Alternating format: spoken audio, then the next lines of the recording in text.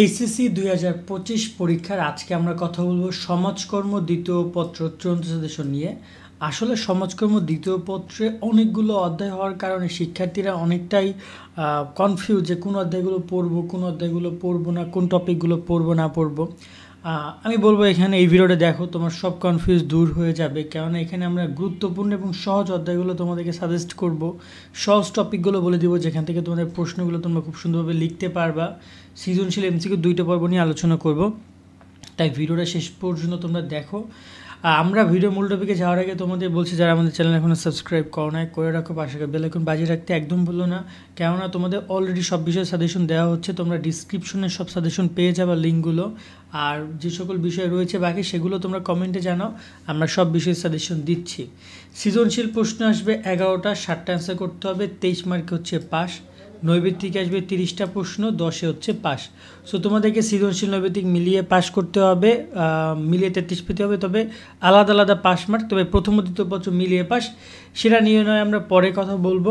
আমরা এবার একটু অধ্যায় পরিচিতি পর্বটা নিয়ে আলোচনা করি। এখানে তোমাদের সমাজকর্ম দ্বিতীয় পত্রে অধ্যায় রয়েছে বাংলাদেশের মৌলিক মানবিক চাহিদা, সমাজকর্মের শাখা, এটা দারুণ একটা অধ্যায়। এই অধ্যায়টা সামাজিক সমস্যা সমাধানে সমাজকর্মের অনুশীলন, সামাজিক সমস্যা প্রতিরোধের সামাজিক প্রতিষ্ঠান ও সংস্থা, সামাজিক আইন ও সমাজকর্ম, বাংলাদেশের সামাজিক সমাজ উন্নয়ন কার্যক্রম, বাংলাদেশের বেসরকারি সমাজ উন্নয়ন কার্যক্রম, বাংলাদেশের আন্তর্জাতিক সংস্থার সমাজ উন্নয়ন কার্যক্রম। তো এখানে উন্নয়ন কার্যক্রম রয়েছে টোটাল 3টা, একটা হচ্ছে সমাজ, সরকারি বেসরকারি এবং হচ্ছে আন্তর্জাতিক সংস্থা, আর ওভারঅল বাকিগুলো তো রয়েছে। এবার আসি প্রশ্ন ক্যাটাগরিতে। তো চলো এবার দেখে নেই কোন অধ্যায় থেকে কয়টা প্রশ্ন আসবে, এবং আমি সবার শেষে বলে দিব তুমি এখান থেকে কোন 4টা অধ্যায় পড়ে যাবা। সবগুলো অধ্যায় পড়ার দরকার নেই, 4টা কিংবা 5টা অধ্যায় পড়ে গেলেই হবে, 3টা থেকে 4টা অধ্যায় বাদ দিলেই হবে। তো চলো শুরু করি। এইচএসসি 2025 ব্যাচের শিক্ষার্থীরা বাংলা ইংরেজি নিয়ে টেনশন করছো, তুমি কিনে ফেলো এই 3টা বই। Bangla A+, Bangla first paper second paper জন্য দারুণ একটা বই। ইংরেজি A+, ইংরেজি ফার্স্ট পেপার সেকেন্ড পেপার, সব নিয়ম কানুন থেকে শুরু করে সব কিছু তুমি এখানে পেয়ে যাবা। ছোট্ট একটা বই, বাট গুরুত্বপূর্ণ অনেক। আর আইসিটি ম্যাজিক দারুণ একটা বই, সব চিত্র থেকে শুরু করে সব কিছু খুব সুন্দরভাবে তুমি পাবা। এই 3টা বইয়ের কিউআর কোড রয়েছে, স্ক্যান করলে তুমি এগুলো ভিডিও ক্লাসগুলো পেয়ে যাবা, তোমাকে খুঁজতে হবে না ইউটিউবে। এই বইগুলো অর্ডার করতে পারো night24.com থেকে, কল করতে পারো নিচে দেওয়া নাম্বারে। প্রথম অধ্যায় রয়েছে বাংলাদেশের মৌলিক মানবিক চাহিদা। তো মৌলিক আমাদের যে চাহিদাগুলো রয়েছে সেগুলো তো সম্পর্কে তোমরা জানো, যেটা হচ্ছে আগে ছিল 5টা: খাদ্য, বস্ত্র, বাসস্থান, শিক্ষা চিকিৎসা। এখন বর্তমানে তার সাথে যুক্ত হয়েছে চিত্র বিনোদন। ওকে, টোটাল 6টা আমাদের মৌলিক চাহিদা, সেটার মানবিক চাহিদার বিষয়গুলো তোমাদের পড়তে হবে। এবং এখানে সবচেয়ে গুরুত্বপূর্ণ বিষয় হচ্ছে যে চাহিদা পূরণের গৃহীত পদক্ষেপ বাংলাদেশের, এটা তোমাদের প্রশ্নে আসবে। বাংলাদেশের মৌলিক চাহিদা পূরণের অন্তরায়, এটা তোমাদের প্রশ্নে আসবে। মৌলিক চাহিদা অপূরণজনিত সমস্যাগুলো দেখে যেতে পারো, খ নম্বর আসতে পারে। বাট ওভারঅল এখান থেকে তোমরা কোয়েশ্চেনটা পাবা যে বাংলাদেশের মৌলিক চাহিদা পূরণের অন্তরায় এবং তাদের চাহিদা গ্রহণের যে পদক্ষেপগুলো রয়েছে সেগুলো, এটা একটু ভালো করে তোমরা পড়ে যাবে। এখান থেকে তোমাদেরকে তারা একটা কোশ্চেন করবে, এই যে একটা কোশ্চেন এখান থেকে দিবে। এরপরে আসছে সমাজকর্মের শাখা। সমাজকর্মের শাখা থেকে তোমরা 2টা কোশ্চেন পাবা, এখান থেকে তোমরা 2টা প্রশ্ন পাবা। একটু সহজ করে যদি বলি, মানবিক সমস্যার সাথে সমাজকর্মের বিভিন্ন শাখার সম্পর্ক, এই টপিকটা তোমরা লক্ষ্য করো। এখানে টোটাল তোমাদের 6টা শাখার কথা বলা হয়েছে, যেখানে সবচেয়ে গুরুত্বপূর্ণ শাখাগুলো হচ্ছে চিকিৎসা, অর্থাৎ এই যে চিকিৎসার ইতিহাস, গুরুত্ব, ভূমিকা, ভেরি ভেরি ইম্পর্টেন্ট। এখান থেকে তোমাদের কোশ্চেনটা আসবে। অথবা এখানে শিল্প রয়েছে, বিদ্যালয় রয়েছে এবং তার সাথে প্রবীণ কল্যাণ রয়েছে। এক্ষেত্রে এই যে বিদ্যালয় ইতিহাস গুরুত্ব, শিল্পের ইতিহাস গুরুত্ব এবং প্রবীণ কল্যাণের ইতিহাস গুরুত্ব, এই টোটাল 4টা টপিকই গুরুত্বপূর্ণ। বাকি 2টো টপিক গুরুত্বপূর্ণ না এবং সমাজকর্মের শাখার পরিচিতটা গুরুত্বপূর্ণ না। তবে তোমাদের এই 6টা জিনিস মুখস্থ করে দিতে হবে। এটা তোমাদের খ নম্বর আসতে পারে, যে প্রকারভেদগুলো বলো, শাখাগুলো কোনগুলো সেগুলো বলো। অথবা এমসিকিউ আসতে পারে যে মানবিক সমস্যার মধ্যে কোনটি শাখা নয়, এরকম এমসিকিউ আসতে পারে। কোনটি শাখা, এরকম এমসিকিউ আসতে পারে। তো শাখাগুলো দেখে যাবা। তার সাথে চিকিৎসা, আমি যেটা বলছিলাম, চিকিৎসা, শিল্প, বিদ্যালয়, প্রবীণ কল্যাণ, এই 4টা শাখা ভালো করে দেখে যাবা। এখান থেকে তোমাদের পরীক্ষার প্রশ্ন আসতে পারে। কেমন? আশা করি তোমরা বুঝেছো, কেননা এই টপিকটা অতটা গুরুত্বপূর্ণ না, এখানে খুবই ছোট্ট একটা টপিক রেখেছে। বাট যদি বলা যায় যে, যদি তুমি বলো আরও যদি কমায় দিতে বলো, আমি বলবো বিদ্যালয় এবং প্রবীণ কল্যাণকে কমায় দিব। আমি শুধুমাত্র বলবো যে অন্তপক্ষে তোমরা চিকিৎসা সমাজকর্ম এবং শিল্প সমাজকর্মটা ভালো করে দেখে যাও। প্রশ্ন এখান থেকে বেশিরভাগ আসে। এরপর রয়েছে তোমাদের সামাজিক সমস্যার সমাধানের সমাজকর্মী অনুশীলন, এখান থেকেও তোমাদেরকে 2টা কোশ্চেন দিবে। সামাজিক সমস্যা বলতে এখানে অনেকগুলো সমস্যা নিয়ে কথা বলা হয়েছে, যেমন যৌতুক, বাল্যবিবাহ, মাদকাসক্ত, অটিজম, জলবায়ু, এই বিষয়গুলো নিয়ে কথা বলেছে। বাট এখানে জলবায়ু টপিকটা একটু বেশি, এখান থেকে তোমাদেরকে একটা কোশ্চেন করবে। বাকি যে টপিকগুলো রয়েছে সেখান থেকে ওভারঅল তোমরা একটা কোশ্চেন পাবা। তবে আন্তঃসম্পর্কটা ভালো করে দেখে যাবে, এটা ভেরি ভেরি ইম্পর্টেন্ট। এখানে আবারও বলতে চাই যে বাকি টপিক থেকে একটা কোশ্চেন করলেও সেটা মিক্সড কোশ্চেন হবে। যেমন ধরুন একটা উদ্দীপক দিবে, যে উদ্দীপকে তুমি দেখবে মাদকাসক্তও আছে, আবার সেখানে যৌতুকও কানেক্টেড আছে। অর্থাৎ দেখা যায় স্বামী হচ্ছে গিয়ে মাদকাসক্ত, সে যৌতুকে নিয়ে বিয়ে করছে, এরকমের কিছু একটা। সো এখানে কানেক্টেড কোশ্চেন হবে, মিক্সড কোশ্চেন হবে। সো এভাবে তোমরা এখান থেকে 2টা কোশ্চেন এখান থেকে তোমরা পাবা। এবং জলবায়ু সম্পর্কে তোমরা একটা কোশ্চেন পাবা, যেখানে বাংলাদেশের জলবায়ু ভেরি ভেরি ইম্পর্টেন্ট। বাংলাদেশের জলবায়ু, জীবন জীবিকা, জলবায়ু পরিবর্তন এবং সম্পর্ক মোকাবেলার সমাজকর্মীর কী কার্যক্রম পদক্ষেপ রয়েছে সেগুলো ভালো করে দেখে যাবা। এরপরে রয়েছে সামাজিক সমস্যা প্রতিরোধ, সামাজিক প্রতিষ্ঠান এবং সংস্থা, এখান থেকে তোমাকে কোশ্চেন করবে তারা 2টা। এখানেও কিন্তু সামাজিক সমস্যা নিয়ে কথা বলা হয়েছে। এর আগে আমরা যে বিষয়গুলো সম্পর্কে অবগত ছিলাম, যে যৌতুক, বাল্যবিবাহ, অপরাধ, যৌন হয়রানি, নিরীপণ, জঙ্গি, অপুষ্টি, শিশু, নারী নির্যাতন, মানসিক সমস্যা, এইসব বিষয়গুলো নিয়ে। তো এখানে দেখতে পাচ্ছ আইন প্রয়োগকারী সংস্থা নামে একটা টপিক রয়েছে, যেখানে এই সামাজিক যে বিষয়গুলো রয়েছে সেই সংস্থা, আইন প্রয়োগকারী সংস্থার কী ভূমিকা, সেই টপিকটা ভালো করে দেখে যাবে। এটা তোমাদের জন্য ভেরি ভেরি ইম্পর্টেন্ট। তার সাথে এখানে গণমাধ্যমের বিষয়গুলো রয়েছে। গণমাধ্যম বেশি গুরুত্বপূর্ণ না হলেও এখানে সামাজিক সমস্যাগুলো নিয়ে তোমাদের সাথে কথা বলতে পারে। যেমন একটা হয়তো টপিক নিয়ে আলোচনা করতে পারে যে সামাজিক সমস্যাগুলোর একটা উদ্দীপক দিয়ে বলবে যে এই সামাজিক সমস্যাটা নিয়ে তোমার কী মতামত, বা উদ্দীপকের সাথে কোন সামাজিক সমস্যার মধ্যে তোমরা মিল পাও, ব্যাখ্যা করো, এরকমের আসতে পারে। তো এই সামাজিক সকল সমস্যাগুলো দেখে যাবা।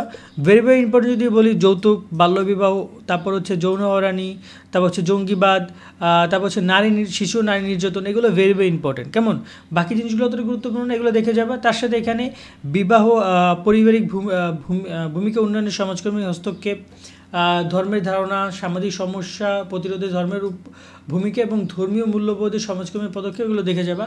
একজন সমাজকর্মীর সকল সেক্টরে কিন্তু তার পদক্ষেপ থাকে, তার কিছু মতামত থাকে, তার কিছু চিন্তাভাবনা থাকে, যেটাই মূলত এখানে কথা বলা। যেমন এখানে গণমাধ্যমে সমাজকর্মীর হস্তক্ষেপ বা পদক্ষেপ কথা বলা হয়েছে। তো এরকমের হস্তক্ষেপকে তোমরা একটু ভালো করে দেখে যাবা। বাট মূল আইন এবং হচ্ছে সামাজিক সমস্যাগুলো ভালো করে দেখে যাবা। এখান থেকে তোমাদেরকে 2টা কোশ্চেন তারা করবে। ওকে, এরপরে রয়েছে তোমার এখানে সামাজিক আইন ও সমাজকর্ম, এখান থেকে তোমাদের কোশ্চেন আসবে একটা। সবচেয়ে বেশি গুরুত্বপূর্ণ সামাজিক সমস্যা, সামাজিক আইন 1961 সালের পারিবারিক মুসলিম আইন এবং সামাজিক আইন প্রণয়ন ও প্রয়োগের সমাজকর্মীর ভূমিকা, এই টপিকগুলো দেখেছো। এখান থেকে তোমাদের কোশ্চেন আসবে। বিশেষ করে 61 যে মুসলিম পারিবারিক আইনটা করা হয়েছিল সেটা ভালো করে দেখে যাবা, তাহলেই হয়ে যাবে। ওকে, এখান থেকে তোমরা একটা কোশ্চেন পাবা। এরপরে রয়েছে তোমাদের বাংলাদেশের সামাজিক সমাজ উন্নয়নের কার্যক্রম, 2টা সমাজ, একটা হচ্ছে গ্রামীণ, একটা শহর। সো 2টা তো ভালো করে পড়ে যেতে হবে। এখানে আলাদাভাবে কোনো কিছু বলা নেই, প্রত্যেক 2টা টপিকেরই, গ্রামীণ হোক শহর হোক, এখানে তুমি দেখে যাবা তাদের এই যে উদ্দেশ্য, ধারণা, উদ্দেশ্য, কার্যক্রম। এখানে সমাজ কর্মের যে পদ্ধতি প্রয়োগ, এটা ভেরি ভেরি ইম্পর্টেন্ট।